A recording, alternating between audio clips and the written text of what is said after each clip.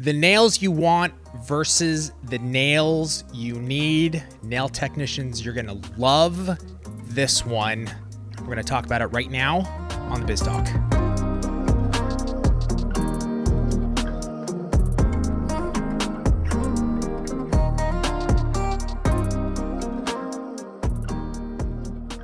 No, we have to start with something.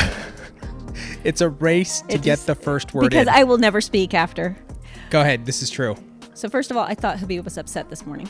Mm-hmm. And then when I was asking him if he was upset, first thing I realized, he's wearing 2 different socks. So I didn't care if he was upset after that. What is up with this? Well, that's funny you ask. That's an interesting question. What is up with this?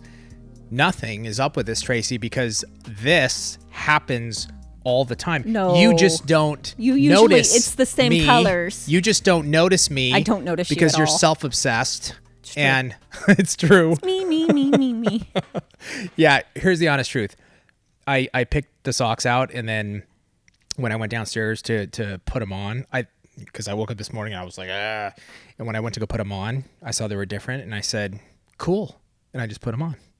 So I'll be doing this again because there's a pair not matching, so it'll happen again. Somewhere in there. Yeah, we'll get a double. It'll look like I'm wearing the same socks 2 days in a row, though. That's what's really funny. But I won't be. Okay, enough of the nonsense. Let us talk about nails that clients want versus what they should get. This is good because this is common, right? Especially with Instagram.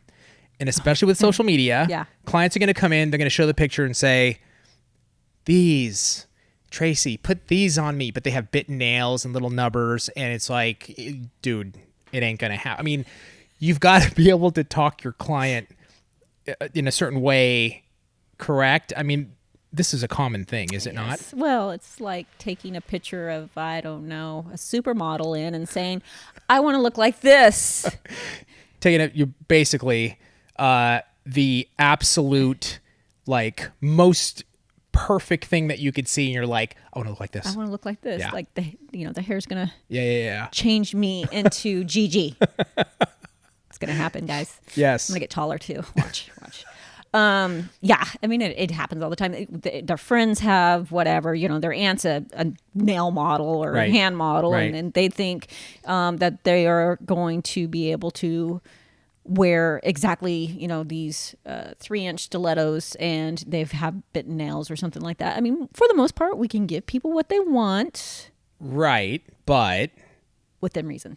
Within reason. And also, there's a certain amount of time that it takes to maybe get them there, right? For example, if they have bitten nails and they come into the first appointment and they're like, I want the 3-inch stilettos with the 6 nail arts and this and that and that. And you're like... The 6 nail arts. I like that. 6 nail arts. 6 nail arts.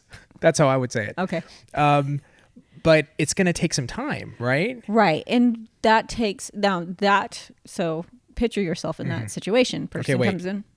Okay, I'm there. Go ahead. Are you in the moment? Yeah, I'm in the moment. Okay. Continue. Habib. Walk in. I'm a nail biter. Yes.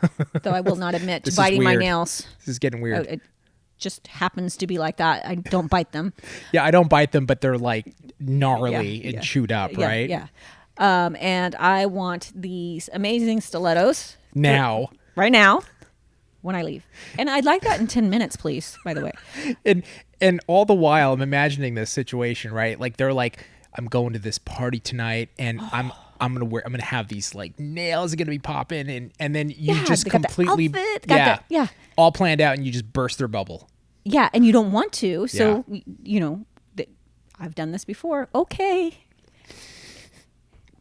And it just totally blows up in your face because first of all, their nails aren't going to look that way when they first walk out the door. Right. Even if you do it, let's say, okay, I'm going to give you 3-inch stilettos, even though you bite your nails, it's still not going to look right on them. That's exactly correct. You just can't make it look right on those bitten nails. And then not to mention, it's not even, chances are it's not going to last, right? If you don't get their nails up to a certain point first, before they're wearing that. Odds are against you. Yeah. I know there's people saying, I do it all the time. That's great. But the odds are against you. And I like to set myself up for success. I like to set myself up for not having a disappointed client. by doing something I know probably will not work out. Yeah, and that's the thing. Like, there has to be that like real honest conversation with the customer, right? I mean, when it comes to everything, when it comes to pricing, Yeah. that's a big one. That's one that we always talk about. When it comes to setting your appointment, being late, being on time. And then when it comes to what they can actually wear. I mean, they walk out the door and they have bitten nails. I like this example because it's probably a common one where somebody comes in with wrecked natural nails and they want you to make them perfect in 45 minutes or whatever the time slot is. And you try to do it. I mean, my God, you're going to destroy your business basically. Right. And you're trying to make the customer happy at that moment, but guess what? They're not going to be happy in the long run. Right. So, and this is what I love about this time and age. We have texting. So please send me a picture of your nails, not your friend's nails, your nails. Wait, why? Have you had that? No, I don't know. I'm just saying, be honest. Yeah, right. Send me a picture of what your current nails are, what they look like, and what you're looking for. So that'll save you a lot of stress because you're not having to do it right when the person's there. Yeah. And they're thinking in their head that they're going to get something. I mean, and there's a lot of examples of this, right? That's just one, and it's a common one. But also, someone may come in and say, I want gel. Right. You know, but maybe they need acrylic. Right. And that happens, you know, I think I talk about this sometimes as, you know, the nails tell me what they need.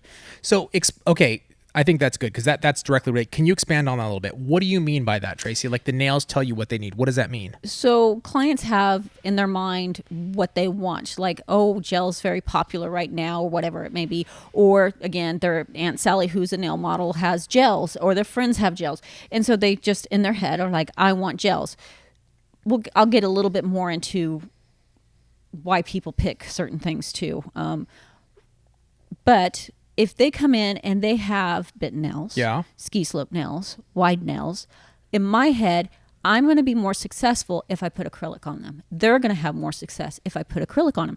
Now, not only is it because their friends have gel, maybe, that they think this, but there's also a lot of wrong information out there. Okay, like? So gels are healthier for the nail than acrylics. Oh, right. So I want gels. That's a big one. I want gels. Wouldn't you? Like if someone told you, hey, this is better for your nail, your health or your nail health, of course you're going to say, oh, I want that better. Right. No, it's prepped the same way. They both are chemicals. They're just cured differently. Right. Gel just happens to do better on people that have a healthy nail plate. I love putting the flip side of it. You come into me and Habib's like, I work in water all the time. Right. I'm a bartender. I'm a hairdresser. I work in chemicals all the time. I'm going to go, this is a gel person. I'm not wanting to put acrylic on you because why? Let me explain, Habib. Gel is non-porous. It's not going to break down in those like an acrylic will. You will have more success. So you have to be able to have the ability to explain why. And then the most important, and this is another reason people will pick sometimes gel over acrylic, is they think acrylic 2x4, gel nice and thin. Acrylic, when you say acrylic 2x4, what does that mean? That you have to make acrylic thicker and then you have to make a gel. Oh, like a giant thick nail with acrylic, but then gel's going to be thin? Nice and like you can pretty much just paint the gel on this long nail and it's going to stay. Oh, I see. And it's not true.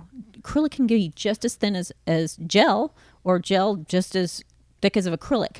You have to have it structured right. So I have to explain to people whether you show them pictures or how you want to do it. When you walk out the door, you honestly will not be able to tell me what you have on. Right. Because it's all going to look the same when it walks out the door. Let's put on you what your nails are telling us they need. Right, exactly. And I think that this is something that is going to come with experience. Correct. Right? Yeah. Like in the beginning, it's going to be a little bit maybe harder to maneuver, right? You know, in the very beginning. But with time, as you build that clientele, these are the things that like you're going to know your clients. You're going to know what they want, what their nails need, and it's always difficult. like when the client sees something on social media, they get excited. I know that feeling. Yeah. Right. I want that. I want that. I am paying for that. For that. This is a weird example, but it reminds me of like when I was a kid and I would see a commercial for, some new like toy, and then I'd go to the toy store, save all this money, be like, oh my God, I want this. And they'd be like, oh no, we don't have that, but here, this is good. This is what you get. It's the same thing. And you're like, no, it's not. I want that, man. I want that. I want the commercial. I want what the commercial said. Yeah. And so for clients, it's maybe a similar experience. It's just that disappointment. You're like, dude, but I saw that and I want it, but that's just not, maybe eventually. Well, and I was going to say that. So I know there's a lot of people out there that go, I want to specialize. I only specialize in acrylic, or maybe they're saying, I only use gel because I don't want the smell. I get that. But when a client comes to me and they need acrylic first, here's the great thing about it is let's cast the nail in the acrylic. What do you mean by cast? So acrylic kind of can cast a nail. So it's like if you have a broken arm and you put a cast on it, it helps it grow in a proper way. Acrylic's the same way. It's hard enough to do that. So if you have like a ski slope nail or a bitten nail that needs to start growing out properly, because usually a bitten nail is pretty jacked up. Those side walls are all screwed up. They don't have an arch anymore. I can start pinching. I can start kind of molding the natural nail to do what I want. Now, we might not fix everything, but you can help it start to grow in a proper form. So wait, just real quick, stop right there. So is that because with acrylic, you can, as it's curing, you can hold it in that shape. Correct. And then it dries in that shape. Whereas with gel, you're putting it in a light. You can't really hold it in a particular shape, right? Yes. And acrylic kind of has a harder form to it. Gel is a little more flexible. Right. Acrylic is harder. So it just works for those type of nails. Now, okay, Habib, we've done that on you a couple times. Your nails are starting to grow out properly. You still want gel? Not a problem. I'll start filling you with gel. Not an issue. So now you can have what you want. Right. Probably by then you're going to realize that it doesn't matter. It looks the same when it walks out the door. But for me, let's say I only like to work with gel. Okay, I know this one client, I'm going to have to put acrylic on him to get him grow right for a couple times. Then I'll just transfer him over to gel and everybody's happy. This is why I've never charged a separate price for gel versus acrylic. Right. Because I want you to wear what you need, not based on price. Yeah, that is a huge, huge point. And I've actually seen on a lot of the platforms people talking about, you know what it was? Because we did the vlog on this acrylic gel, topic, how there's salons and techs out there that are charging more for a gel service and then giving their clients acrylic and calling with a gel top coat and calling it a gel. And it's like, why? Like, charge it. You shouldn't charge more. It should be what the client needs. And gel and acrylic, once you're familiar with both of them, it's the same amount of time. Yeah. It's not a time factor. Yeah. It's just gel, especially when it first came out, was kind of like, like high end. Right. It was kind of considered high end, and the product is expensive, but so is acrylic. Totally. And so people just made it this habit of charging more for it. And I think it was back when gel was a nightmare. It was like one consistency, honey. It was bad. So we didn't even want to work with it. So you want to make us work with it? You're going to get paid extra.